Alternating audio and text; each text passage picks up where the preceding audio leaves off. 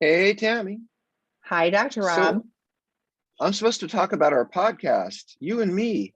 Well, So you have two. You have two series. So you have I Sex, Love, do, and Addiction. And then but we that's have Overcoming Betrayal and Addiction. So so we've taken a whole bunch of these shows because we've been doing these for God since I had hair, I years. think, and we've recorded many of them since you guys are listening and you're not engaged, so you can hear us. Isn't that great? They can hear us talk.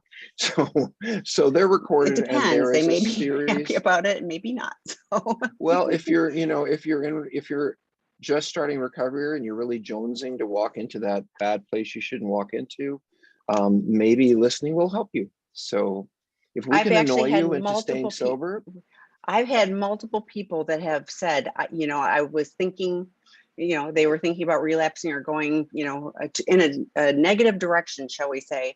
And they listened to a podcast, they watched a YouTube video of our recovery resources, and they, in that moment, chose not to do so. I was incredibly grateful. If that's a help, that's fantastic to me. So, and it's all free. yes. Okay, I haven't forgotten the So, things you want me to talk about tonight. I wrote them down.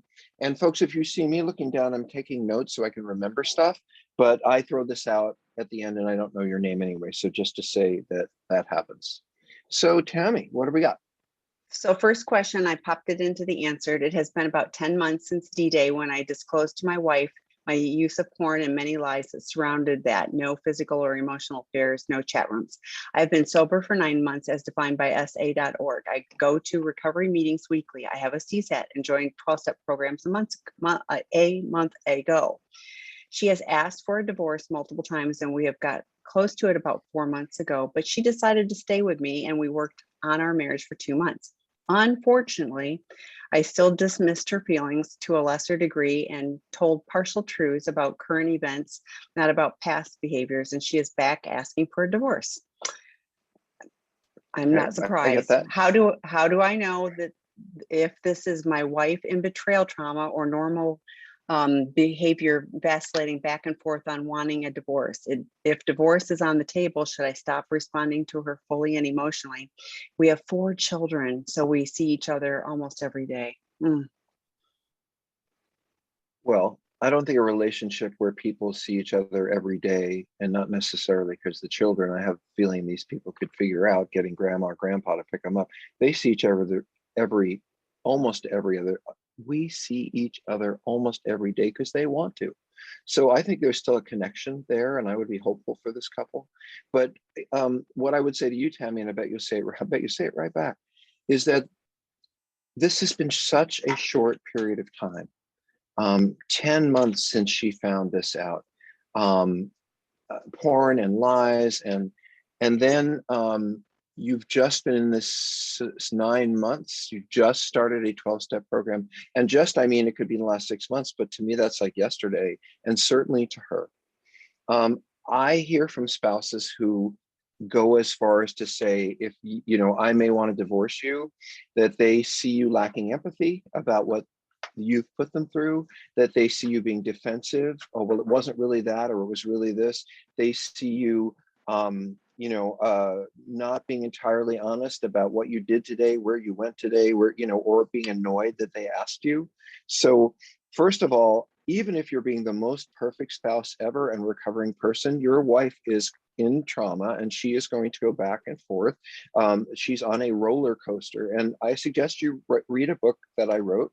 It's called Out of the Doghouse, a relationship saving guide for men caught cheating. I'll fix that subtitle someday. But Out of the Doghouse is for men to get a clue, because it's not just sex addicts. Men don't really seem to have a clue, in my experience, how to make up the pain of betrayal to a woman, because they don't understand generally the depth of pain they've caused. So your wife may be going back and forth, I love you, I hate you, I love you, I hate you, for a year or more. And so for you to try to make anything out of that, whether she's staying or going, I think is to not understand the challenges that she's facing, because she does love you, want to be with you one day, and she does hate you, want to leave you another. And it may have absolutely nothing to do with what's going on with you today.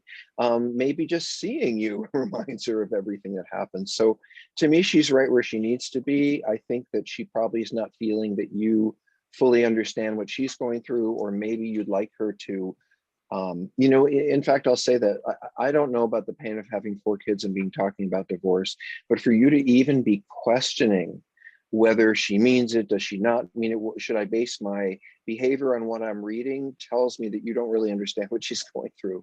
So Tammy, you might have a different perspective. You are kinder than I am. So I'm sorry to this person, because I'm going, you just started going to 12 step a month ago. So for 9 months, you didn't, even if you cut it down to 8 months, because I've been sober for 8 months or 9 months as defined by sa.org. And I joined a 12 step program a month ago. So A month I ago, don't, I didn't get the I, month ago. yes. So Yeah. Oh wait, yeah, what no, is, I I did. go to, okay, wait, I get it now. Sorry. No, that's okay. But, and I'm going, okay. So then about 4 months ago, we got close to divorce. And then we decided to work on our marriage for 2 months. And then let's see what happens. Like, this is a soap opera. Unfortunately, I dismissed her feelings to a lesser degree and told her partial truths about current events, not past behaviors. And she's back to asking a divorce because you don't feel safe to her. How is she supposed to feel safe when you're still telling half truths? Okay, so here's my thoughts on this, and I'm going to be as nice as I possibly can about it.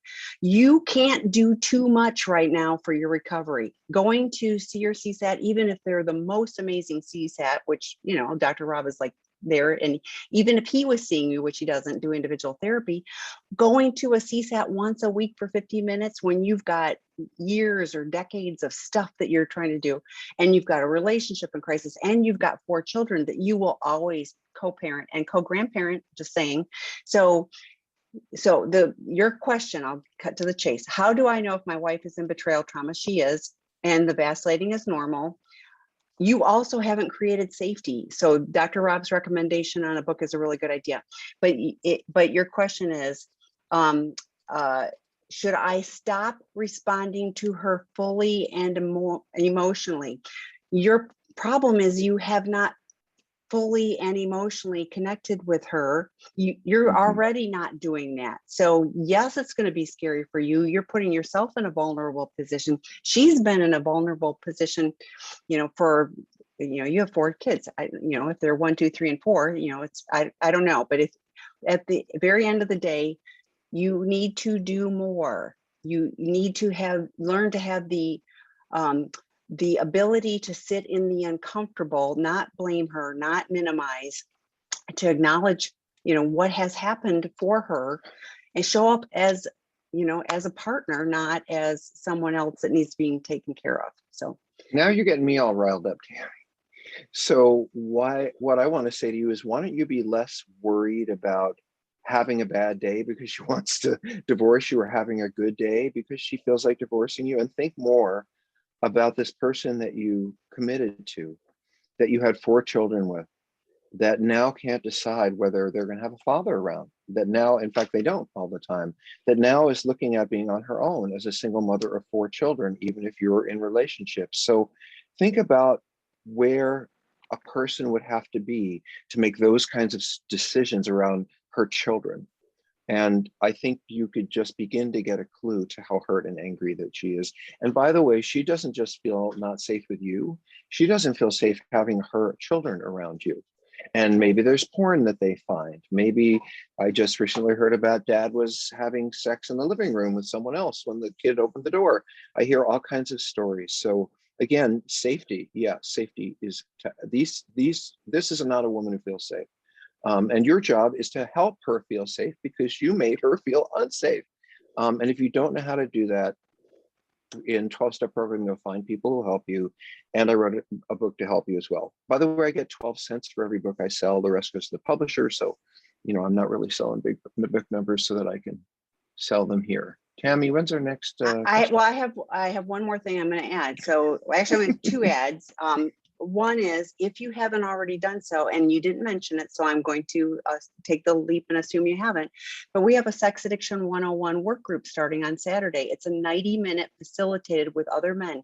And they talk about, how do I, engage truthfully? How do I learn to step into those spaces? How do I handle, when there's uncomfortable feelings coming at me, which is exactly why we act out, because we don't want to deal with that. So Again, it starts this Saturday. We run them every month, but I would encourage you to lean in further to working on the relationship. And one more, and I don't know if she's up for this, but this will be the last opportunity this year for the Couples Healing from Betrayal workshop, which will start next week, Thursday. So October 7th, that's a facilitated group.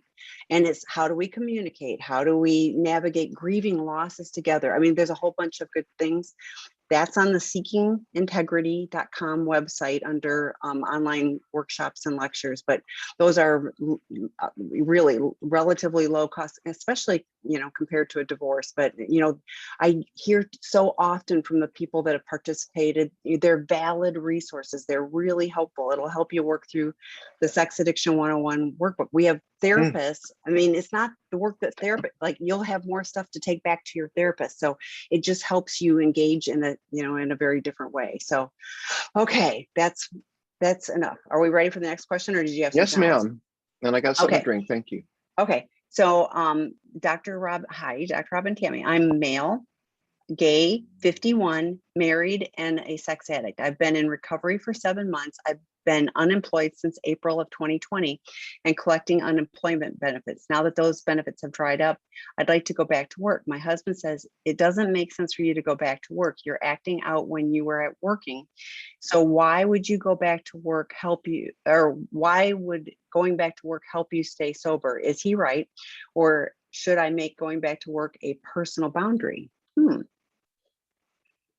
Well, I would say this very simply, and I might turn it over to Tammy. I don't completely and fully, but I have a pretty good understanding of what partners go through when they themselves are dealing with betrayal and hurt. And one of the primary things that happens with somebody who is so hurt is they want to control the situation so that they don't get any more pain. And we look at them and we say, well, what can I do to help you control the situation so you don't end up in more pain? But that's not the focus, unfortunately, to keep our spouses out of pain. We've already put them in pain. The goal is to not keep doing things that are putting them in pain. And so your focus has to be, in other words, what I'm saying is your husband cannot say, well, this is going to help your recovery and this isn't going to help your recovery, and you have to do more of this. They can say that, but that may be more about their need to find out where you are that day and what time you were there and have some sense of control over you, because you're going to act out whether you're home or whether you're out. You're going to act out on the way to lunch with a friend, or you're going to act out when you volunteer. You're going to act out. I mean, I wonder how much your husband doesn't know about how often you acted out when you weren't at work, or when it wasn't a work day, or when you're on a holiday, or, so I would say that he probably doesn't know as much as you do about the whole thing. And also that he's trying to control a situation so that he can feel safe. And I do think that, and I really do empathize with that. And by the way, I do think in terms of monitoring, if you will, that spouses get to know where we are and what we're doing, and why are we late, and what meeting are we going to, and they get to know all that because they don't feel safe, and that's part of our helping to them get safe again. But we still have to go to work. We still have to go to 12-step meetings. So we have to go to therapy. Once in a while, we even need to, play golf or go to the theater or do whatever we like, because we have to have fun too. So I don't know if I'd answered that, Tammy, probably 3 times. Do you want to add to that, please? Well, what my recovery is, it lets me participate fully in life. I don't have to just sit home. I'm not supposed to just sit home. I'm supposed to have tools so that I can go out and work and be a contributing member of society, and engage with other people. And if I'm just sitting at home, I'm on Zoom, so I get that I'm not just sitting at home. But if I'm just sitting at home, I'm not connected with other people. I'm not doing things that, well, I meet all kinds of people. Well, I used to more before COVID, but anyway, but it was meaningful to me to meet people and learn more about them. And sometimes I have, some things that can be of use to other people. So my thought was, unemployment benefits are running out. I don't know if you were planning to go back to the same workplace, but perhaps your spouse would be, feel better if you looked for a different. Yeah, I mean, we have lots of people that go, okay, that workplace is, toxic now, so I need to go somewhere else. Okay, get a different job. call your sponsor. If you need to call your sponsor, text your sponsor, I'm going to work. I'm going to text you after I get done with work. I'm going to text you at my lunch, whatever you need to do. I have people that have told me that they listen to our podcast on their lunchtime. Great. There's so many different ways that you can engage the recovery. There's 12-step meetings at noon. I go to a lunchtime meeting, like that's a great thing for me to do. So there's so many ways to engage recovery in the workplace, in the real world. That's what we're supposed to do. So I would invite you, but I really agree with what Dr. Rob said, is your spouse is looking for safety. And so I hope your spouse is joining the support options. We have all kinds of betrayed partners support on sexandrelationshiphealing.com. Hopefully, has read Prodependence, but is engaging with those resources. And hopefully, and as you have 7 months of recovery, there's clear signs that you are making progress in your recovery too. So Out of the Doghouse would be a good one for you too. So I wanted to just reinforce what Tammy said earlier, which is, part of the personal boundary about going to work is if it's safe. He says you acted out. Does that mean you acted out at work, on the way to work, after work? What circumstances related to work leaves your partner feeling unsafe? Was it simply that you weren't home? Or was that the ways and situations or who you acted out with were people you work with, stuff like that. So I wouldn't make it a boundary that I would go back to that situation, because I think he has every right to say, I don't feel comfortable with that. But I think to say I need to be occupied, I need to be in the world, I need to be productive is a very reasonable and important thing for you to be able to do. So yeah, that's what I think. Thanks, Tim. My okay, dog next is whining. question. I think I he hear wants me to Dozer play down there. with So him. yeah. That's all. Okay. Hi, Dr. Rob. During disclosure, my essay husband revealed that he had acted out with my best friend of 40 years, many years ago.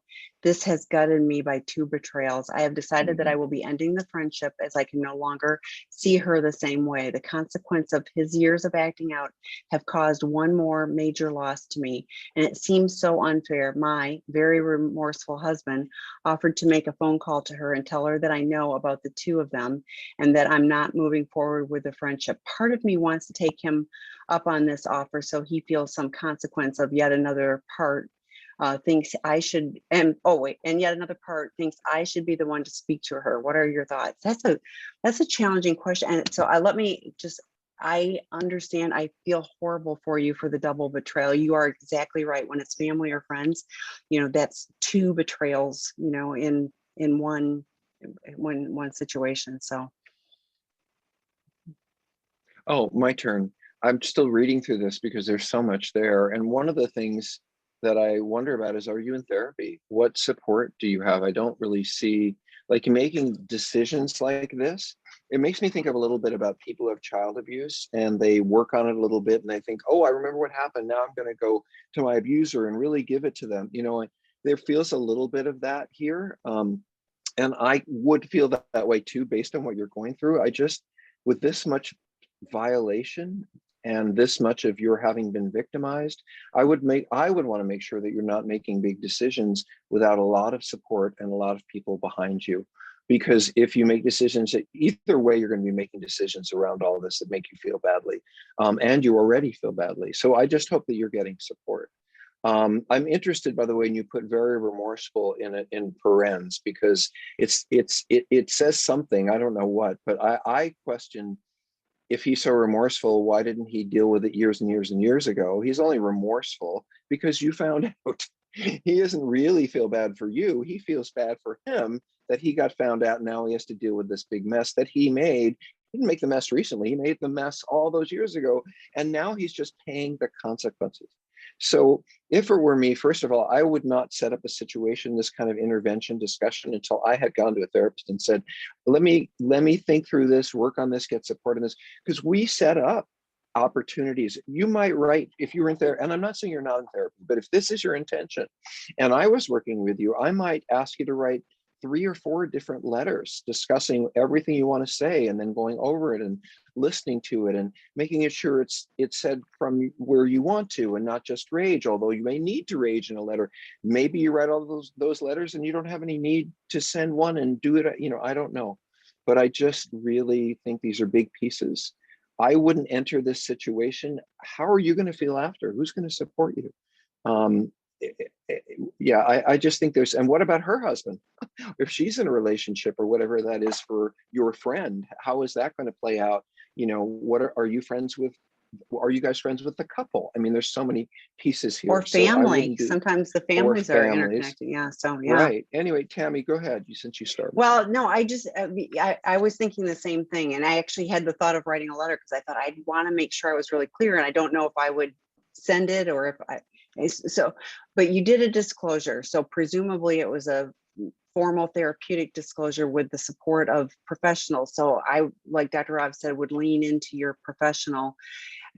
If it's a good idea today, it'll be a good idea tomorrow. So like being reactionary, you don't, you won't want to do that because, I could tell that you care about, how you handle this. So I'm grateful for that. And so I think being thoughtful, making sure you're well supported and well advised on, and I think at some point you'll go, this feels true and authentic and the right way to handle it, as you're discussing it with your Right. professional, as you're writing the letters, okay, that voice wasn't quite right. This one feels better, but I think you'll find the right tone of what the message should be, and then who delivers it, that's up to you. But yeah, grieving the loss of all of that, and what should be as you move forward, in a relationship with your friend, that's gone too. So, but you're here and there's good support for you. So I'm grateful you're here. So ready for the next Yeah, I one? just wanted to add a couple of things. I Sure. have had other spouses talk about the violation when it was my sister-in-law's friend and we met them every holiday, or it was, anyway, or someone, my neighbor who my spouse talked to for years and we had kids together. That's one of the double betrayal I really do get. And a couple of things I wanted to write down to say to you is, one, you're not neutral. I'm reading through this and I'm reading things like, years of acting out have caused one more major loss, and it seems so unfair. Someone who's in that place is not ready to really stand back and say, how do I want to manage this situation? There's a lot of feelings, definitely they're in here and active. The other thing is what you said, I will be ending the friendship. So, because I can no longer see her in the same way. So I think she ended the friendship 25 years ago, wherever this happened. And then she's been lying to you this entire time, not just about her behavior, but about your spouse. And she didn't want to deal with the mess that she had made. So so things you're going to grieve. The relationship you never really had with her, because you think it was this, but it actually wasn't, because she was lying to you. And then the relationship you're not going to have because it's not safe. Yeah, so much there, and so sad, Tammy. But I'm glad you're here, and hopefully you're leaning into, there's the old lady posse tomorrow. They named it, I didn't. Hopefully you're online on sexandrelationshiphealing.com for that. Wednesday afternoon there's another one. Thursday morning there's another betrayed partner. So there's a lot, so please lean in. Okay. Actually, can I say one more thing about Yes. theirs? So, and this may not be your truth, it may not be universal, but I just want to say it often happens that when a man betrays a woman and the woman knows who that person is, let's say it's a neighbor or whatever it is, that all of their hate and focus and rage gets focused on the person who did it, on the other woman, so to speak. And I think, and by the way, people who cheat, we encourage you to put all that focus on this person, because if you're going to be angry, you might as well be angry at them. And then we tell you things like, well, they flirted with me and they this and that, when actually we're the ones who started the whole thing. So I just anyway, my heart goes out to you. There's so many parts of that. But it seems a little bit too worried about him and maybe not enough about you. So Yes. Good support for you. Next question. My SALA husband left for treatment 3 weeks ago. He's at the gratitude program in Mississippi for 8 weeks. Wow. He's been seeing a CSAT therapist since December. I'm trying to focus on my recovery while also working a full-time job and taking care of our 4-month-old son. Wow. but it's very difficult.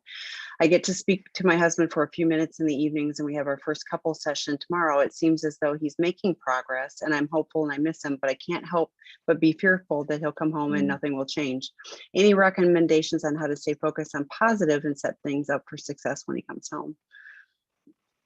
Well, I think you got to go first on this one, Tammy. Oh, I'm having a hard time. If I'm you like, can. this is why we have a 14, 21, or 28-day program, and it's expert treatment. So I am hopeful for you and your husband, but that's a really long time to be gone. Now, they, our treatment team, we have a family specialist. They reach out to you. Wait. Let's go ahead. I want to stop No, you I just was for a going to second say, because I want to say they should have all of the support there for you to help well, okay. but there's a I'll lot back more off. going on here. Okay. I'm sorry. No, it's No, okay. It's just please. I wanted to see if you were allowing yourself to express your feelings and thoughts about this, and I think that you did. So I want to be more direct because I Okay. really don't care. Where'd you go? Everything's going off at once. I don't know. Okay. Things are buzzing me. Okay. So first of all, before you consider going to a program, I think you need to really research. Like, is Dr. Carnes still there? Is he? By the way, I wonder if that was said. That's a whole other set of issues, Tammy. Like if someone at intake said, "Oh yes, Dr. Carnes." Anyway, Dr. Patrick Carnes has not been at Pine Grove for 8 or 10 years, maybe, and that's why they changed the name of the program, because Gentle Path is something that he owns and it went with him. And the people and work that they're doing there is probably 3 or 4 or more generations old, because something that someone else taught 5 years ago, someone learned from somebody. And I'm just not a fan of that program, and I think they misrepresent themselves. I would never take anyone for 8 weeks off the bat. I can't imagine extending unless someone it can't function. They're so mentally ill or so traumatized that they can't work. They can't leave the house. No one has to take care of them. Or they're truly mentally ill and like really manic and need meds and containment. But your average addict sex addict, unless they're deeply involved with drugs as well, 2 or 3 weeks tops, maybe 4, depending on how much trauma they have and if other issues are involved, and how much a family might be involved. But beyond 4 weeks, there would have to be a really good reason why I would keep taking your money or your insurance company's money. Oh, did I say that there are places that take money to keep people longer when they might not even need to be there? So I'm really sorry to say that I can't really say good things or give you hope about the situation that you're in at all. I will also say that it's a trap for partners, because you all know that I am not a fan of codependency, that I don't believe in codependency. And I think if I work harder and hard enough, there won't be any more words like that in the language. So the way that you can get trapped with these programs is if you call and you say, well, why does he need to be there so long? And he seemed to be not that bad. It was just the hooker or whatever. They're going to say, well, why are you getting involved with treatment? You're being codependent and you're trying to control, and we're the professionals. And this is how people get screwed by corporate healthcare. There, I said it. So I would really want to be much more active, a member of his treatment. And like Tammy said, we have a separate, because this is good work, we have a separate family therapist and someone specifically there for you and the spouses, someone who's there to tell you that your spouse is here and how they're doing and set up family sessions. And you should be, I think spouses should be highly involved in treatment, that we really want to learn from you what's going on, what you've been through. We want your voice in treatment. And the reason I say this, Tammy, is because I've heard some things about that particular program where spouses are completely in the dark. It's we'll check in with you, or if you keep asking us too many questions, you're codependent. And what about the regular couples work that could go on, especially now in Zoom? Anyway, I'm ranting. So Tammy, how would you suggest that this person in this situation, hearing this from yes. me, what would you, yes. how would you advise them? So I'm going to take a deep breath. We have had a number of guys who've already been through the long program, and it's not just that one. So like, you name a program, we've had people that have come to us afterwards and they've talked about how different a program is, but you have a 4-year-old son. So here's what self-care for you, and take care of your little baby. Those are your primary things. He's there for 8 weeks. worrying about after he gets back from 8 weeks is not going to help you with your stress level or dealing with a 4-month-old son who's not sleeping through the night. So, so hopefully you've got family and good support that can help hold you, and hopefully you can get a break. Like, you deserve a break too, because you're kind of single. Well, you're very much single parenting right now, and for quite a bit of time. We have the clients, we tell them news, weather, and sports. I keep it really simple so that it isn't stressful. You don't need to hear what he, told his therapist in treatment today. That's absolutely should be off the list, because you don't need to be traumatized and have that to worry about all night till the next night. So, but I mentioned all the free resources. We have people that listen to the podcast.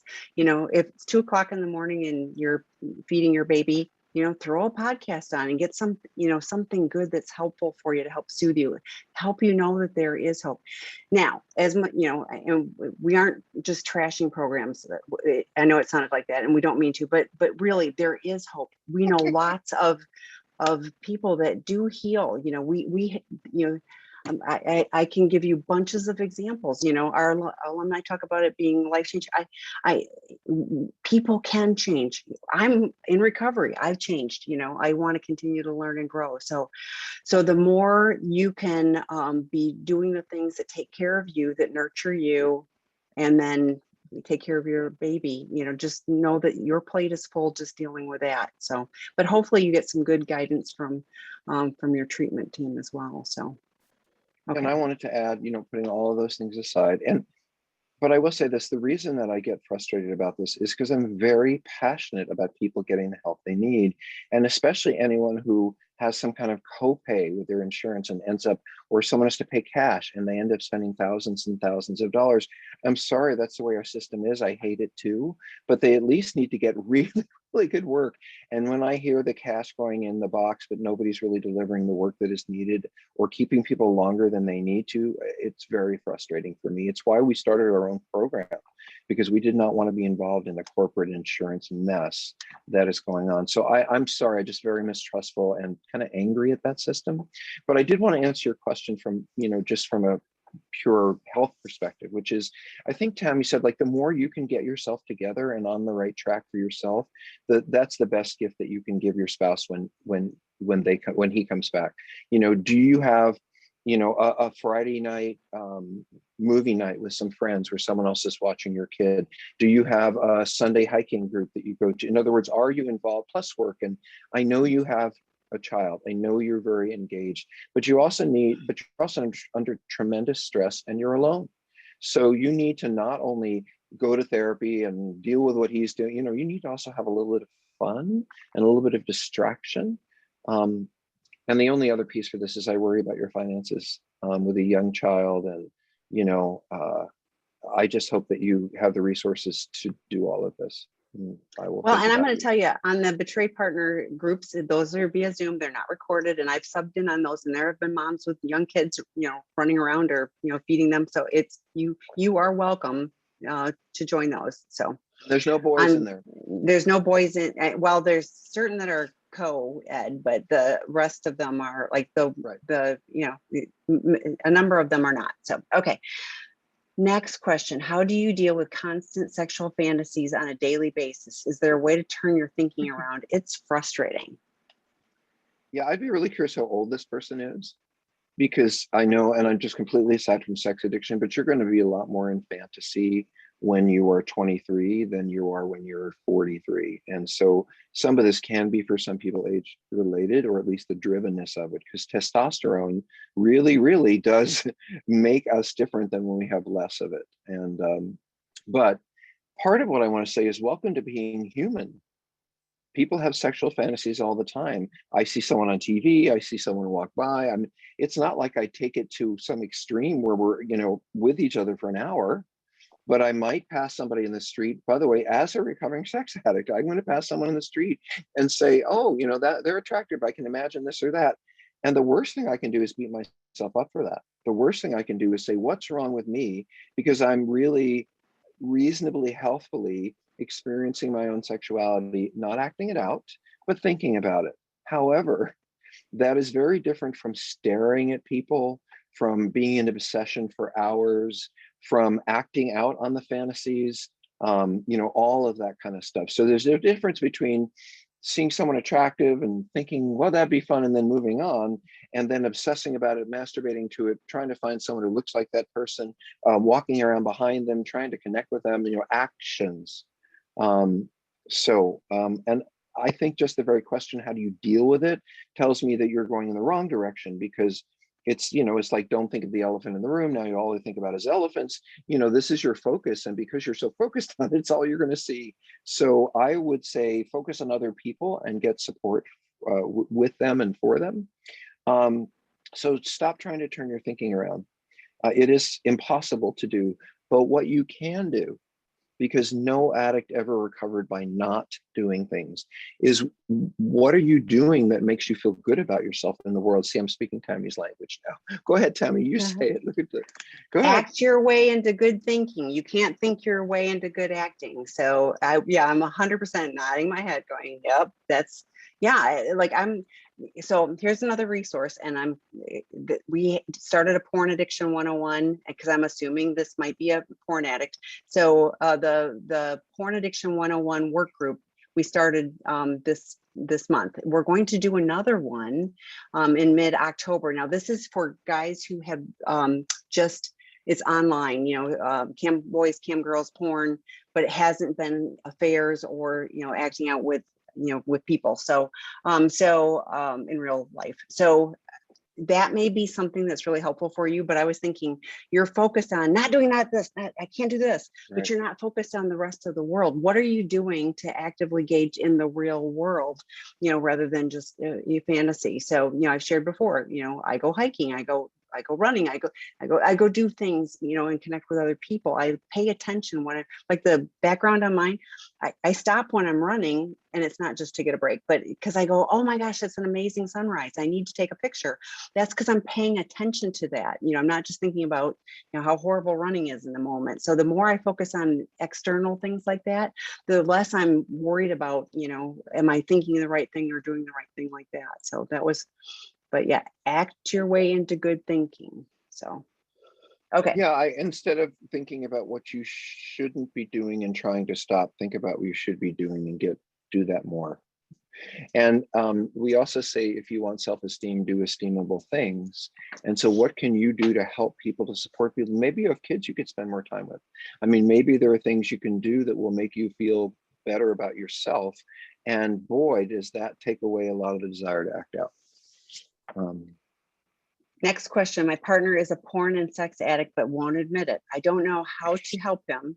He was molested as a young teen and claims it doesn't really affect him. I can't force him to confront his trauma, but I know he will not heal until he does. I can't push him, but my patience and forgiveness sometimes feels like enabling. Well, I think I know how I would respond to this, but do you want to start? No, I'd like to, please. So. Okay, so here's how I would want to hear this letter. Like, if I could hear this in a different way being stated, this is what I would want for you. My partner's a sex and porn addict, and I'm just incensed and furious that I can't get across to him that we have a problem. It's not my job to help him. It's his job to listen to me. I think he might be manipulating me some by asking me to focus on being molested rather than allowing me to deal with my feelings about his porn and sexual acting out. He hides from his trauma, and he doesn't want to share it with me, and he doesn't want to work on it for himself because he's not that motivated to grow. And he understands that I will accept him, So, what else do I want to say? I can't push him, but patience and forgiveness feels enabling. So all of this, what I'm trying to get to is about him. He was this, and it doesn't affect him. How many words? He, him, he, him, his was twice. He, him. Okay. So all of that tells me you're looking in the wrong direction. I didn't see, I'm concerned for myself because I'm going through this traumatic situation, and I'm less concerned about him reenacting his trauma than I am about my trauma and what I'm going through. He seemed to have no problem doing whatever the F he wanted to do when he wants to do it. I don't think that's really your concern right now. I think your concern is coming to peace with what has happened to you and the victimization you experience in your relationship. Way too much focus on the other person. Tammy? Yeah, no, I agree. And I think that so often happens, because Mhm. I mean, that's just how it is. Because so I would love to have you look at what would healthy boundaries be for you. Like if he says this doesn't affect him and all that, like what do you need to set healthy boundaries for you so that you are not as impacted? It won't be 100%, but that you're not as impacted by what he does or doesn't do. What do you need to do to take care of you? I mean, porn addict is one thing, and I'm not minimizing it, but sex addict, do you need to worry about STDs? Have you gotten an STD test? Like we had somebody earlier that said, had an affair with my best friend, like what do you need to do to take care of you so that regardless of what he chooses to do or not do, you are okay and you have support. Anything else? Keep going. Oh, well, only Okay. that I don't think his molestation is relevant. And I think it's what we call a red herring. It's there for, it's like, oh, look at that over there. Bad things happen to me. Feel bad about me, as opposed to, I've been abusive to you and let you down. And it doesn't matter why. The truth is, I'm an adult and I did that to you, because that's a way to make you feel sorry for him. And I think he's very good, or she, whoever your partner is, at getting you to feel guilty and sorry for them. And then you get out of touch with your own feelings. And I would be less focused on them and more focused on you.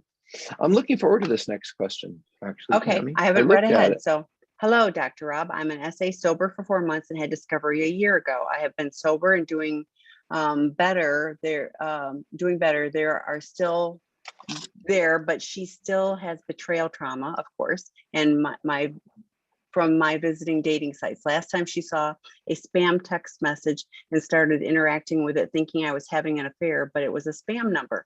She later realized that, but was dealing with her anger was painful. How do I deal with such situations happen and console her? She is not willing to visit a CSAT. So.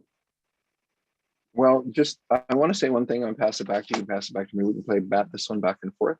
First of all, I'm really sorry that you're dealing with the consequences of what happens when you hurt someone. And I don't usually say things like that, but you seem pretty clueless, to be honest, about why there is so much pain and why there's been so much pain for so long. And I feel for you, because that's a painful process to realize how much you've hurt someone you love. And right now, I don't think you fully get that. What I hear is someone who is very typically, for the people I work with, like, it's been a few months and I'm doing really well, and why haven't they forgiven me yet? And you 4 months. Let me think. When it May, June, July, August. Oh my God, that was like May. Or actually, it was June. To me, that just seems like June was just a little like flick ago. And so, for you to say, well, it's been 4 months, for your spouse, it's been like 10 seconds. Their whole world has shifted from believing you and trusting you to feeling like they don't know who you are. And so, what I didn't understand, Tammy, she later realized that she had made a mistake. It was a spam number, but dealing with her anger was painful. Did he mean that her dealing with her own anger is painful, or No, I his? think his dealing with her anger, because it was, how do I deal with such situations and Okay. console her? And I'm like, oh, Okay. you're all better now. You like, I don't want to deal with you. It's hard on me to deal with your anger. So how do we? I must be I in a grumpykins mood tonight, because I'm like, No, I'm because not you're right the on that. yeah It's just you can't hold it back. You're like, yeah you want to get in their gates. So go yeah. ahead. I will follow you. No, Go ahead. and she's not willing to visit a CSAT. Are you? I didn't hear that, that you're working. What are you doing? Oh, here's what else I picked up on. I've been sober for 4 months, but we had discovery a year ago. So that means 8 months of not sober after Right. discovery. I'm sorry, but that's hell for your partner, like, Mm. so now you've been doing really good for 4 months. Great. but that doesn't negate the 8 months and the stuff that got caught a year ago. And, so what I hear is someone who needs a lot more, to be doing a lot more. So, we have men's drop-in groups multiple times. We've got 2 new ones starting next week. So we've got Joe Savidra is going to be doing an IFS, which is Internal Family Systems, drop-in group for men starting next week. And then we've on Tuesday, and then we've got Heather Putney is going to be doing a Betrayed Partners group, a new one from Internal Family Systems on Wednesday morning. So those cards will be posted hopefully by tomorrow. So check for those. But my point with this is, what are you doing every single day? That's accountability for your sobriety. That's how you start to change. Dr. Rob mentioned out of the doghouse before. This is the third time I'm bringing it up, but that's a starting place. But you tolerating the uncomfortable, that's what she's looking for you to do, is, because the acting out is I can't tolerate this. I can't handle your difficult feelings. So I'm going to go off and soothe myself. So. Tammy, I'm over here being a bad boy. Oh, I really am. So okay. You remember in the last question where I counted all the he's and he won't and hims because there was too much focus on the person who was acting out and not enough on that person taking care of themselves. Well, I have to say that I did that for this one too. And this is the complete opposite, because this person said she, her, and she. So now we've got the opposite. We've got an addict who's saying, can I fix them? Can I fix them? Can I make it better? They've been traumatized. Her anger is so painful. By the way, what my response, how many people in the room can I curse in here, Tammy? BFD, that you're having a little trouble with her anger. Like, buck up, put on your big boy pants. You ruined her life. You can't begin to understand the amount of anger and hurt that she's going through. And, and your problem is that it's a little painful for you. How do you think she feels? You ruined her life. Talk about pain. So I think there's a lack of perspective here that probably needs a book like the one I wrote, because this is classic. And I've said this many times that I want to say, this reminds me of the guy who gets 90 days sober. You've heard me tell the story 1,000 times. And he's so excited about not having seen prostitutes and sex workers and looked at porn for 90 days. And the whole group that he's at, the 12-step meeting, they're all so proud of him and good job. And his sponsor gives him a hug and they go out for coffee and it's really great. And then he goes to his therapy group and he holds up his 90-day chip and he says, isn't this great? I've got 90 days. And he passes around the meeting and everyone says, good for you. You're giving us hope. We're so proud of you. And then he goes home and he's so excited and he's rubbing his little chip and he brings it home to his wife of 12 years and says, look, honey, I've got a 90-day chip. And she says, big fucking deal. So for 90 days, you haven't slept with hookers, had affairs, or looked at porn, and I'm supposed to be happy about that. And then he goes back to the 12-step group and says, you won't believe how awful my spouse is. She just never supports my recovery. And all the guys go, oh, you poor guy, my spouse is the same way. And that happens in group 2. So all I'm saying is that we are not very good at appreciating you guys for the pain you're going through, but boy, are we little boys who want every shiny penny to mean something to you. And this is why we cannot go to you for our validation and our support in recovery, because you're angry at us and you don't trust us. And this is why you cannot come to us worried about our program, because it's digging in too deep. So anyway, Tammy, I think I had feelings about that question. Well, apparently we have lots of feelings tonight, because I was thinking the last time it was a spam text and I'm going like, I don't know that I believe that. I mean, like, I guess I hope so, but change your number if you need to, like do something different, block. I mean, only contacts, come in, anything else, block it, so I don't know, but I would invite you to really lean into what real sobriety is. I mentioned that work group that starts on Saturday really would be a good idea. So on seekingintegrity.com, that would be a start. Possibly the couples group. It might be too early for her, but it might be an option. So check that out. Okay, next question. You ready? I'm so ready. Okay. Hi, Dr. Rob. I'm a gay male in a marriage that I acted out. I just went through discovery as being a sex addict and going through disclosure just this past week. What is the number one advice you will give to a newly discovered sex addict? I have a therapist who I'm working with on a regular basis and have read your book, Sex Addiction 101, and working through the workbook. Glad to hear you're doing the work. I mean, I think that's important to read the book and do workbook and go through all of that stuff. It's better if you're doing it with people, like a therapist, or even better in a group. By the way, this is why the reason why we teach this, because people need to write down information that they've gone through. They can't just think, oh, I did this and this. They need to see it in front of them. So anyway, I'm glad to hear that you're working in the workbook. But here is mine, and I don't mean to be self-promoting, but I did write the only book on sex addiction in gay men. And so if you've not read this book, I don't think Sex Addiction 101, it's broadly applicable, but Cruise Control is a book specifically for gay men. And, you know, we live in a different culture. We have different levels of what is acceptable sexually and what isn't, we see a lot more open marriage. And so I think to read about these issues in the context of that culture will be helpful. And that's why I wrote the book. But another question. Oh, okay, one more. Okay, I'm going to give you one more piece of advice. I would say the number one piece of advice I'd give you is to be patient. Be patient with yourself and be patient with your partner. You are going to go through a very difficult period of time, and it may bond you together. It may send you splintering apart. I don't know. But I think when you want to throw your partner out the window because they just keep blaming you and shaming you, be patient.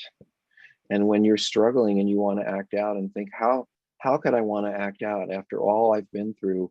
Be patient. It's the best gift that I can give you in this situation. So I got tripped up over I just discovered I'm a sex addict and went through disclosure, and I'm sorry for your partner. Like, that is one of those, because I don't think that there was 2 therapists involved. You've just figured this out. That would be like me going, hey, Dr. Rob, guess what I just figured out today? You know, and blah, blah, blah, blah, blah. So to me, I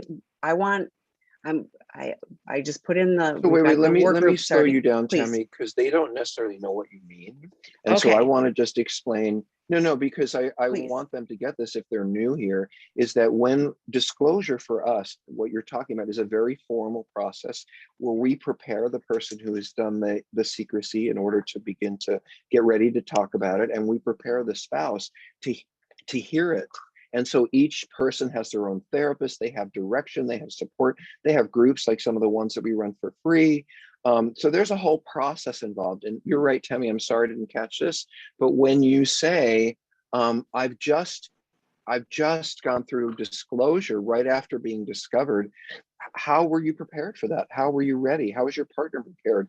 How did you handle the difficult moments and issues? And so I'm just a little concerned about all of that being condensed in that way. And thank you, Tammy, for pointing it out.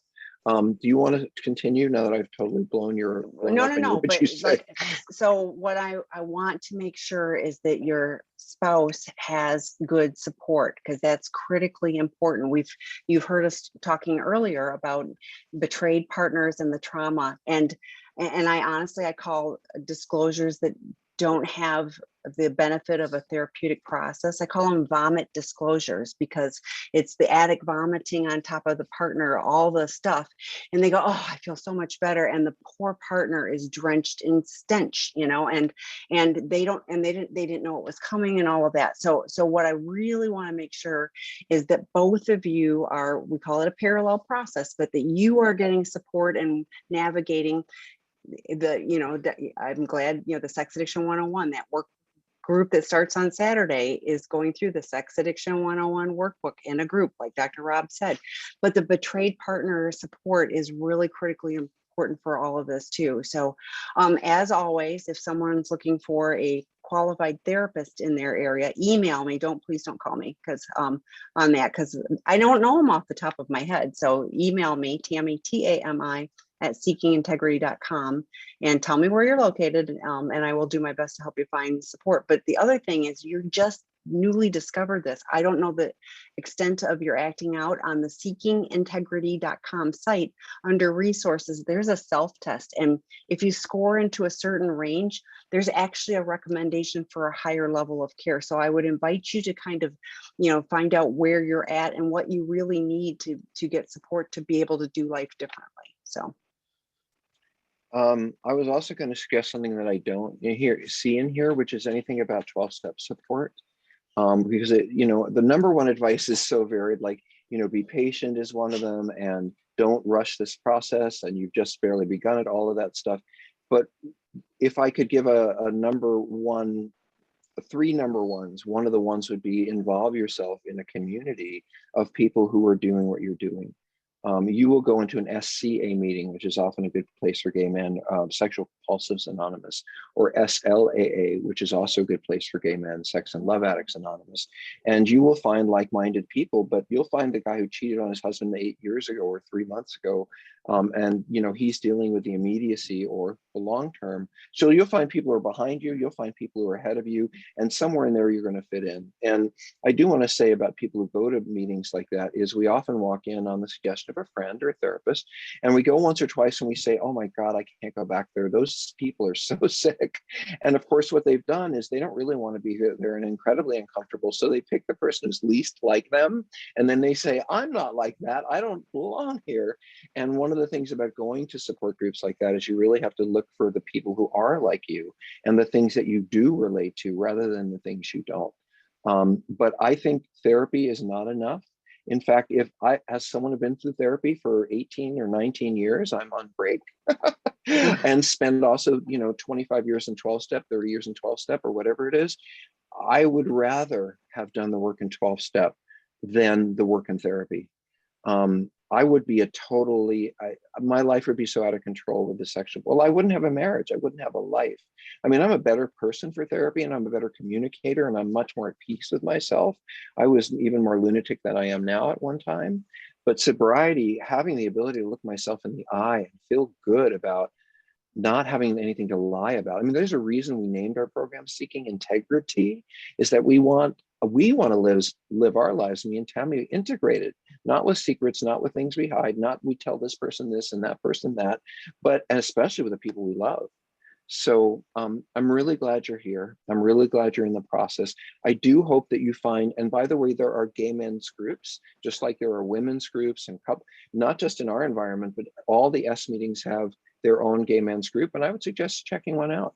These days, you don't have to go to a church basement at night. You can show up online. Skip Spear does a great job with the cruise control group on Thursday nights on sexandrelationshiphealing.com. So check that one out too. So I'm glad you're here. So please know that there is hope, but I just want you both to have support. So,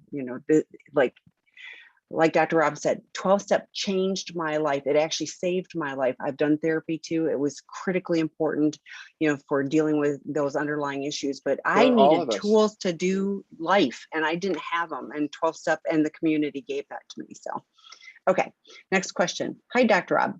You don't seem afraid to be real with other men. Why do you think most men refuse to get real with other men, yet don't think twice about crossing lines, disrespecting women? So I'm not sure exactly what it means to be real with other men, because I'm not really afraid to be real with anybody. Because that's why, just I to think that's say exactly that. Right. But what I hear is that is an issue for you, is men seem to be more difficult. And I don't know what get real means. I think that I don't think that most people get real.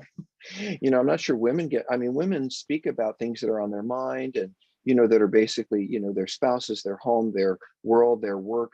But I don't think they're getting always into deeper, more serious issues unless they have a close friend. I don't think that, I don't think it's a nature of men to be affiliative in that way. Those of us who are in trouble, men who need each other, we bond together. But most men are competitive. Most men are wanting to one up the other. That's why people want to make more money or have the bigger house or have the prettier person on their arm. We want to feel and be more important. So it's two men together, it generally means one upping each other, being competitive, trying to see who's more important. or if we bond, it's usually one-on-one, like a couple of guys. It's not a larger community. So I don't think that men are naturally built psychologically and biologically to bond with a whole bunch of other men and get real. I just don't think men with each other tend to try to not be vulnerable and rather more protective. And bonding and getting real has to do with not being protected and being vulnerable. And it's much easier for me to be vulnerable with a woman than it is for me to be vulnerable with a man, whether I'm straight or I'm gay. Because men can be intimidating, and men can want to fight, and men can and females tend to be less aggressive. And why is that? Because they don't have testosterone, or at least not as much as we do. Did you So notice, Tammy, that there aren't as many men in prison as there are very few women in prison for sex crimes, very few women in prison for violent behavior like rape or regular violent behavior? And why is that? Because women do not have large amounts of testosterone, which makes us more sexually driven, more aggressive, and more prone to violence and all of it. So it is partially how we are as men, and we tend to compete. So any more questions? I know there's one more question. well, Always tough. so yeah, so the what can sex and porn addicts gain from seeking integrity intensity? So they kindly said can save your life. The sex and seeking integrity LA house is well worth it. Saves marriage and super divorce costs. What's your marriage worth? Recent graduate from 2021. So that was really nice of them to to pile in. And then somebody was asking about a question skipped, and I don't see a question skipped. So if you like, we don't answer the questions in the chats, yeah, but so if you, I guess I can check the chat, but I announced at the beginning that we don't do something. Oh, there was, what are the first steps for an addict to repair a relationship from an adult child who is not speaking with them? So just a reminder, at the beginning of the meeting, I always say, put your questions in the Q&A. We don't pay attention to the chat too much. So what are first steps for an addict to repair a relationship with an adult child that is not speaking to them?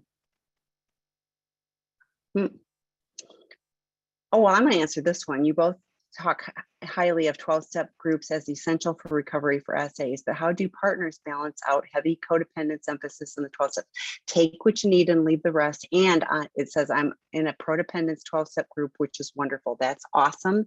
And there are prodependence.org, all spelled out, prodependence.org, and that there are some groups that have started. We're looking to have more start. It's not we, but the 12-step community. If you decide to start a group, there's a form and you can add more, and then more people can join you. So yeah, but yet, like with the rest, it's like, I mean, adult children of alcoholics, I've referred that like 3 times today to people, and it's like, take what you need, because being an adult child of someone who's in addiction, there will be pieces of it that will line up, but it won't all line up specifically. So are you back, Dr. Rob?